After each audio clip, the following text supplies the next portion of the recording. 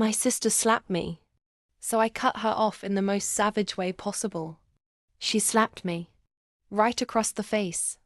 No warning, no shame, just anger and entitlement. Worse, my parents stood by her. She's just stressed, my mom said. You were being dramatic, my dad muttered. They all laughed. At me. But what they didn't know, that same little sister they were defending had been riding on my dime all along. I was the anonymous donor paying her college tuition every single semester. Until that day. Ever since I moved to Canada for work, I've kept a low profile. My job in corporate law pays very well. But I didn't flaunt it. Meanwhile, back home in Switzerland, my parents always treated my younger sister, Aina, like the golden child.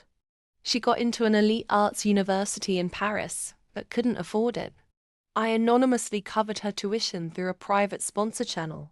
She thought it was some generous European alumni foundation. Cute, right? That slap changed everything. It happened during my surprise visit home for Christmas.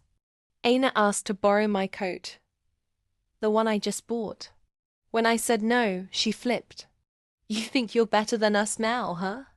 She snapped. Before I could respond, slap. Right there in front of my parents. And all they said was, let it go, you're the older one. Be mature. So I did. I let it go. Straight into savage mode.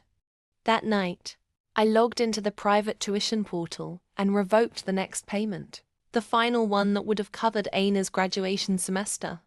2 weeks later, she received a cheerful email. Funding terminated. Please settle your €18,750 balance to proceed with final courses. She called the foundation. They said the donor had withdrawn support due to a breach of character.